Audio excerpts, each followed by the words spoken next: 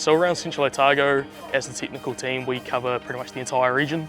So we're down as far as Ettrick, up to kind of through the Ida Valley. We look after Wānaka, Queenstown, down as far as Glenorchy.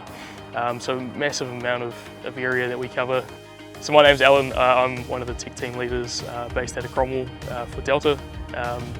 We are here in Arrowtown today doing recloser and ABS maintenance on one of the 11 kV circuits that leaves the Arrowtown substation and supplies the Arrowtown area.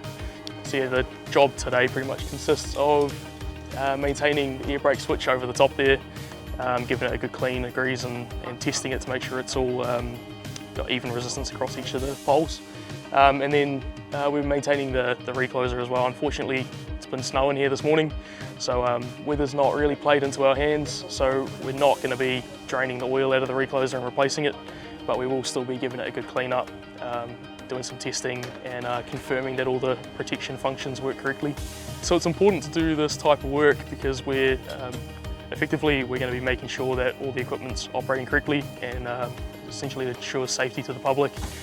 In a fault, if there was a cable fault or a power line fault, this device, this recloser, would essentially detect the fault and then trip or open and cut power to the area. So it's really important that these things are working correctly, operating quickly and effectively, so that we can isolate faults and hopefully provide a safer power supply to the public. Yeah, so these maintenance tasks are generally every 4 years.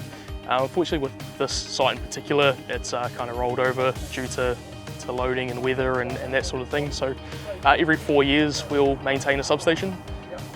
We've got a mixture of electrical fitters and technicians. Our electrical fitters will look after the nuts and bolts physical maintenance, and our technicians will more look after the testing and calibration as such. So yeah, we use a mixture of different test equipment and laptops, I suppose, to connect to the equipment, check the settings, and then kind of subject it to a few tests and ensure that it's operating correctly. So what we'll do is we'll use a piece of equipment there, it's the Omicron CPC 100, and we'll inject primary current values through the recloser and ensure that the relay is measuring those values correctly. Obviously that's really important. We want to make sure if, for argument's sake, it's set to 300 amps, that it's going to trip on a phase fault, that it is picking up at 300 amps and it is going to trip, and it's going to trip in the specified time frame. Our technicians perform that task. They'll ensure that they're injecting the right values, that we're working out what the correct value should be, and then comparing it to what physically the recloser is tripping at.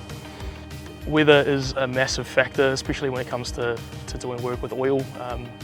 So yeah, we not always that fortunate with the weather, like we haven't been today. It's been snowing, it's been sunny, it's been raining, it's been a bit of everything. So yeah, we can't always pick it.